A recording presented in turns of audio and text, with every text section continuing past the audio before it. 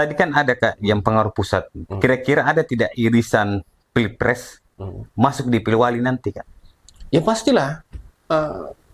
Karena begini, rezim itu tidak hanya mengontrol di pusat gitu. Dia pasti akan memastikan untuk menciptakan stabilitas sampai ke bawah. Jadi tidak hanya persoalan memenangkan pilpres, tapi juga agenda politik ke depannya pasti adalah bagaimana memenangkan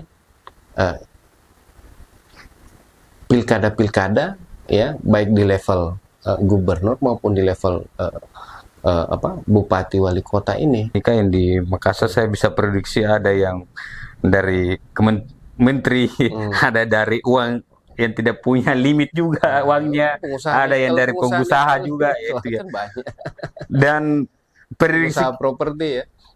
Prediksi kita ini seberapa ramai Pilwali Makassar 2024 ini Kak? Siapa yang punya figur yang kuat yang di belakangnya, siapa yang punya modalitas besar, modal sosialnya, modal ekonominya besar, modal politiknya besar, itu yang berpotensi juga elektabilitasnya bisa meledak.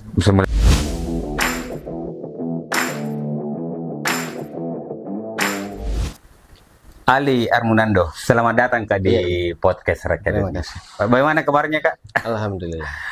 Mas dan sahabat Rakyat News, kita hadirkan pengamat dan pakar politik ini. Sekarang masih di kampus ya Kak? Masih di kampus lah. Mau kemana lagi? Iya. Kan sekarang ini kan Pilwali ini ramai dibahasakan Kak. Iya. Kalau pandangan kita Pilwali Makassar ini nanti seperti apa Kak ini Pilwali? Ya, yang pertama saya mau bilang bahwa tentu ini akan jadi arena yang lebih terbuka, gitu ya. Karena pertama tidak ada incumbent, dan yang kedua ada banyak tokoh-tokoh berpengaruh yang dulunya bisa mengendalikan, ya, ataupun mengontrol pergerakan-pergerakan politik yang terjadi di Makassar khususnya, itu mulai kehilangan political gridnya, gitu. Yeah. Mulai pengaruhnya sudah tidak terlalu kuat. Di sisi lain juga kemudian bermunculan tokoh-tokoh baru yang punya kekuatan yang cukup besar dan punya potensi juga bisa mempengaruhi, bukan mempengaruhi hasil, tapi mempengaruhi pergerakan-pergerakan politik dalam pilkada, gitu, arah koalisi dan segala macam. Nah, tentu ini menjadi arena yang akan lebih terbuka dibanding pilkada Makassar di 2018 2020. Nah, di sisi lain memang bermunculan juga calon-calon yang untuk saat ini masih punya potensi yang sama, gitu ya, karena belum ada juga calon yang terlalu kuat, tapi saya rasa rata-rata mulai membangun ataupun membangun kembali popularitas dan elektabilitasnya. Jadi memang kalau kondisi politiknya sekarang lebih terbuka. Saya rasa memang karena partai-partai juga dan tokoh-tokoh yang memungkinkan untuk mempengaruhi proses ini juga masih melihat, gitu, siapa-siapa kira-kira calon yang cukup potensial untuk diusung, lalu kemudian bagaimana formasi yang bisa dibentuk untuk memenangkan pilkada ini, karena ya ujung-ujungnya nanti kita akan berbicara tentang formasi. Dan berarti Kak figur tokoh di Pilwali Makassar 2024 ini kemungkinan akan menarik ya? Ya, akan menarik karena nanti inilah figur inilah yang akan di-assess, ya, dinilai apakah dia layak untuk didukung, apakah dia layak untuk diusung, apakah dia punya potensi meskipun orang baru, apakah dia punya cukup potensi untuk memenangkan pilkada ini. Karena kan ya kita lihat baliho-balihonya sudah beredar. Iya. Artinya kan tim survei juga sudah jalan itu. Nah, nanti dari hasil survei ini kan baru keluar penilaian siapa yang akan diusung siapa, partai siapa akan mengusung siapa, partai apa yang akan berkoalisi dengan siapa, dan siapa yang akan memodali siapa. Iya, iya. Tapi kalau anu Kak, orang-orang besar di belakang kandidat ini kan 2002 2018 dengan 2020 pastinya juga kan akan ikut di pertarungan Pilwali 2024 ini Kak. Tokoh-tokoh yang akan mengendalikan Pilwali. Iya, tidak semua mungkin tokoh-tokoh besar di 2018 dan 2020 akan kembali bertarung di situ. Seperti tadi yang saya bilang bahwa ada yang kehilangan political grip-nya, ya, ada kehilangan cengkraman politiknya, ada yang pengaruhnya mulai berkurang. Tapi di sisi lain, misalnya ada tokoh-tokoh baru yang muncul dan cukup kuat, gitu ya, baik dari level nasional maupun di level Makassar. Nah, di Makassar ini saya rasa sejak 4-5 tahun terakhir banyak sekali tokoh-tokoh lokal yang bermunculan. Kalau yang kemarin kan di 2018-20 kan ada Pak Aksa ya Kak? Ada Pak Aksa, ada Pak JK. Pak JK, kemudian Nurdin Halid kemarin main juga ya Kak? Nurdin Halid 2020 kan anaknya, lalu kemudian ya Nurdin Abdullah di 2020 gitu ya, sempat disebut namanya ikut bermain juga, Pak Iyas gitu ya, dan banyak tokoh. Tapi belakangan muncul tokoh-tokoh baru yang dari kalangan pebisnis gitu, yang dan punya kekuatan yang cukup signifikan. Nah, itu kita bisa nilai mereka di pileg kemarin. Gitu. Termasuk misalnya Pak RMS bukan tokoh baru gitu, tapi posisinya sekarang dengan berhasil memenangkan Nasdem Sulsel juga tentu ini akan menjadi modalitas baru buat Pak RMS dan Nasdem untuk kembali bertarung di Makassar. Di sisi lain juga ada perbedaan perubahan peta politik yang tidak terlalu banyak, tapi ini cukup signifikan mempengaruhi. Saya mau bilang, misalnya Nasdem sekarang seksi, gitu ya, pasti banyak diincar. Golkar masih tetap seksi, posisinya masih cukup bagus, tapi kita lihat Demokrat kekuatannya berkurang. PKB muncul jadi pemain baru. Iya betul. PKB muncul pemain baru karena dia berhasil mendapatkan 4 kursi kalau tidak salah, dan itu cukup signifikan, pasti akan banyak dilirik. Khususnya misalnya partai-partai yang mau membentuk koalisi kecil. Ya. Gerindra juga kan? Gerindra. Nah, ini yang akan menarik gitu. Di Makassar juga tidak ada partai yang terlalu dominan. Jadi kan berarti rata ini kekuatan, merata kekuatan politiknya. Jadi memang nanti akan sangat berperang figurnya, figur calon wali kotanya, lalu kemudian tokoh-tokoh yang bisa mengkonsolidasikan kekuatan di belakang, dan juga partai-partai. Karena ini menarik. Kenapa saya menyebut partai? Karena biasanya partai itu tidak berperan, di tim sukses dia yang berperan.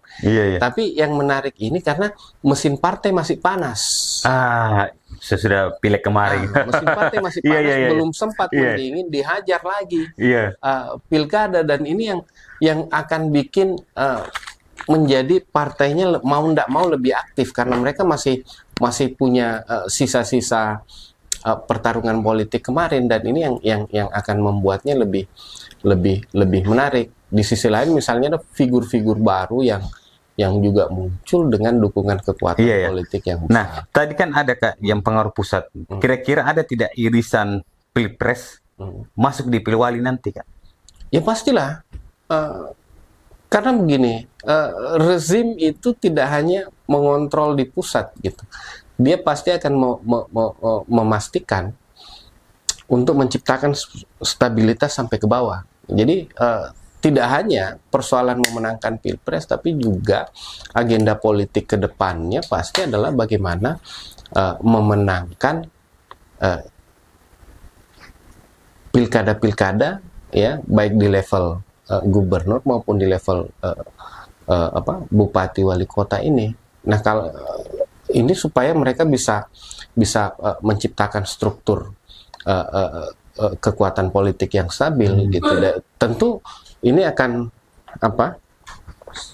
akan ada pengaruhnya juga nanti dari Pilpres. Nah, pemain-pemainnya juga saya rasa akan sama juga, dan ya dari proses yang terjadi juga kan yang menentukan siapa partai apa mengusung siapa kan juga nanti dari Jakarta. Dan ramai betul nanti nih Pilwali. Dan kalau kita prediksi keramaiannya ini Pilwali ini, kalau kita bandingkan kira-kira 2018, kemudian 2020, kemudian 2024, mungkin agak lebih seksi di. Iya, ini kan lebih terbuka karena tadi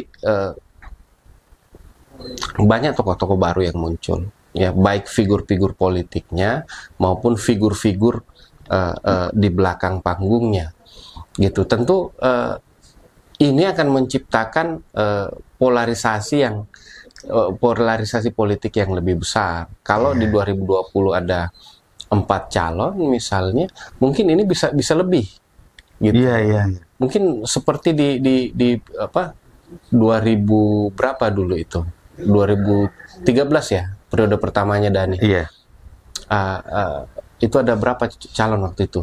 6 apa 7? Iya. Nah, mungkin akan seperti itu, gitu ya. Tapi ini juga tentu masih sangat dipengaruhi oleh polarisasi politik yang dibentuk oleh tadi sisa-sisa pertarungan Pilpres, ya, dan juga tokoh-tokoh lokal yang menasional yang punya pengaruh. Iya. Gitu. Ini yang akan sangat mempengaruhi 2018. Kita lihat bahwa kekuatan politik itu hanya terpusat di satu orang. Konsolidasi partai itu hanya terpusat di API. Tetapi gitu. Sekarang tidak ya. Hanya ada satu calon yang musuh. 2020 Pak JK tidak jadi wapres, kekuatan itu mulai menyebar. Nah, sekarang kita lihat bahwa di 2024 ini kekuatan politik ini tentu akan lebih terdistribusi lagi, gitu. Tapi tadi tergantung bagaimana skenario politik yang lebih besar, yang mengatur partai, yang mengatur orang-orang kuat ini untuk membentuk polarisasi politik. Karena Pak, ujung-ujungnya nanti polarisasi politik ini sangat ditentukan oleh orang yang punya kekuatan signifikan terhadap kekuasaan. Iya. Dan ini kan nanti kan kita lihat sekarang kan beberapa partai sudah membuka pendaftaran di calon wali kota, ya. Dan kami lihat kemungkinan akan ada pertarungan orang-orang lama dan orang-orang baru. Bagaimana kita melihat itu? Ya, tentu di masa awal tentu orang-orang lama akan diuntungkan, gitu ya. Figur-figur lama akan diuntungkan karena dia akan berada di top of mind-nya pemilih. Taruhlah misalnya seperti API, Cicu, Dhani Pomanto melalui istrinya Bu Indira, lalu kemudian Deng Ical dan Dr. Fadli belum kedengaran kabar mau maju atau tidak, tapi None juga belum kedengaran, Sunun juga belum kedengaran, Rudianto Lalo, ya, karena dia sudah bergerak dari beberapa tahun yang lalu. Nah, memang ada figur-figur yang baru yang muncul, misalnya Najamuddin, Seto, ya, lalu siapa? Ketua Demokrat ini kan, Adi Rashid Ali, Amri, dan beberapa calon-calon yang katanya ada dari yang center dekat dengan Nasdem itu ada Rudal, ya, itu gitu. Nah, dan yang kemarin juga yang tadi figur baru juga ada, lama ada Rahman Bando juga. Iya, sorry, saya lupa sebut itu, Rahman Bando. Nah, tapi seiring berkembangnya kemudian upaya sosialisasi yang mereka lakukan, kira-kira pada satu titik itu popularitasnya akan setara.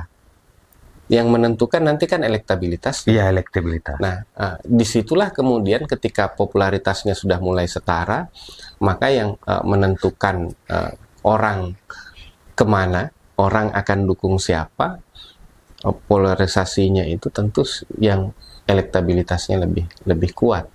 Gitu. Logikanya seperti itu. Walaupun misalnya elektabilitas itu bisa di-create. Bisa di-create ya, dibangun. Kalau kita punya tim yang kuat, tim media yang kuat, punya uang yang banyak, tentu elektabilitas itu bisa di-create.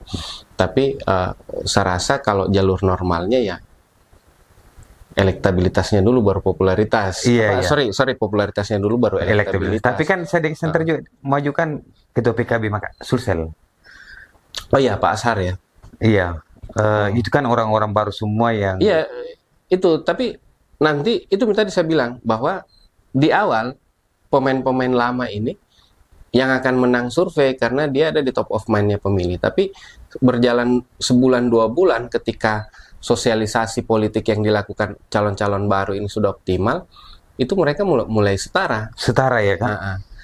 Nanti yang kemudian menentukan elektabilitas. Siapa yang jadi 01, siapa yang jadi 02. Dan tentu juga yang ini kan ada memang yang target 01, ada yang pasang baleho-baleho, ada yang memang yang target 01, ada yang cuma target 02. Yang penting dia dilihat elektabilitasnya. Gitu. Jadi memang ada yang tidak muluk-muluk, saya 02 aja deh. Yang penting ini terjaring survei dulu dan seterusnya. Tapi itu tadi pada saat tertentu nanti pasti partai komunitas-komunitas politik besar, ya, lalu kemudian pemodal politik tentu akan memilih calon-calon yang potensial. Walaupun misalnya kadang-kadang pilihannya tidak harus yang paling besar elektabilitasnya. Iya. Tapi yang paling potensial memenangkan. Kenapa saya bilang begitu? Di 2013 yang paling besar elektabilitasnya itu Supomo Guntur. Tapi yang memenangkan pemilu itu Dani Pomanto. Kenapa? Karena kemudian tokoh berpengaruh itu kumpul di situ. Pak Iyas ada di situ ya, dan beberapa tokoh-tokoh lainnya ada di situ.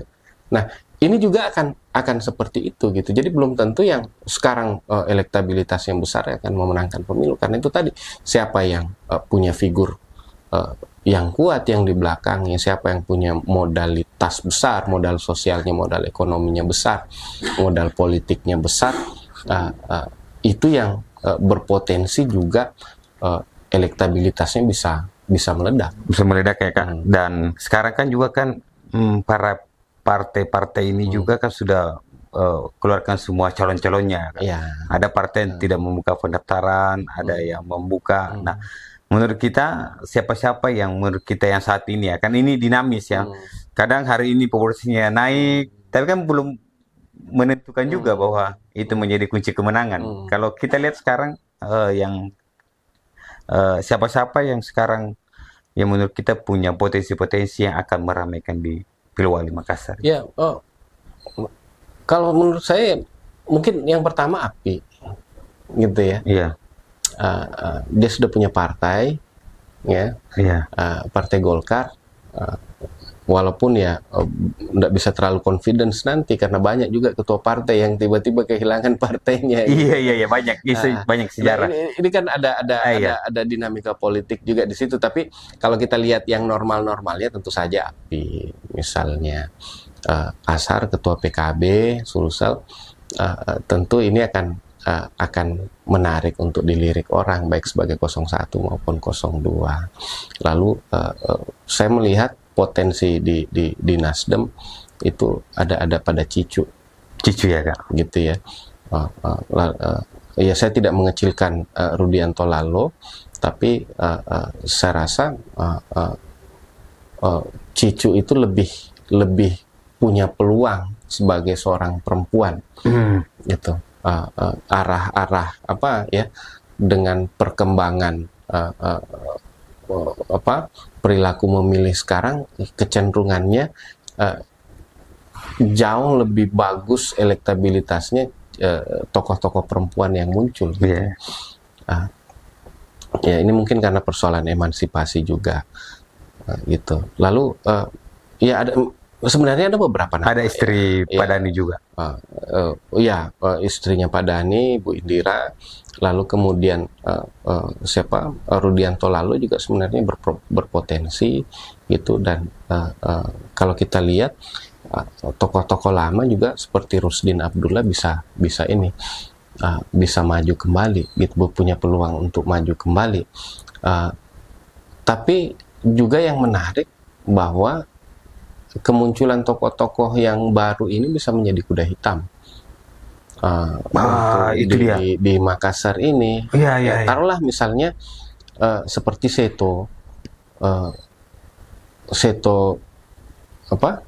Gadista Sapa ini, tentu dia tidak modal nekat saja untuk ke Makassar. Berarti ada X ya? Tentu ada sesuatu yang dia orang Makassar bilang dia patuangi untuk maju di pilkada. Dan ada sesuatu yang mungkin kita belum tahu, gitu ya. Berarti ada juga Pak Ara misalnya yang ketua, atau Pak Ara misalnya. Ada kemarin kan yang daftar juga ada situ ketua KONI apa semua itu kan. Berarti bisa dikatakan orang-orang yang baru ini ada sesuatu yang jadi kan tipenya ada dua gitu ya. Ada yang apa istilahnya? Ada memang yang maju hanya untuk berspekulasi, pasang baliho hanya untuk berspekulasi, berharap namanya terjaring, survei, dan ya syukur-syukur diangkat jadi 02. Tapi ada memang juga orang baru yang maju karena dia memang sudah yakin dengan potensi yang dia miliki, sudah yakin dengan modalitas yang dia miliki. Nah, dalam perkembangannya tentu kita bisa membaca siapa yang spekulan, siapa yang betul-betul siap bertarung.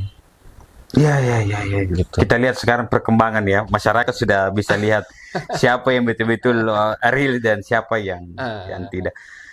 Dan tentunya kan diskusi-diskusi seperti ini memang memberikan edukasi kepada masyarakat bahwa tentunya dengan hadirnya media juga memberikan pendidikan politik kepada masyarakat. Setidaknya bisa membentuk preferensinya masyarakat, itu bisa melihat gitu ya. Iya, itu yang menjadi harapan kami.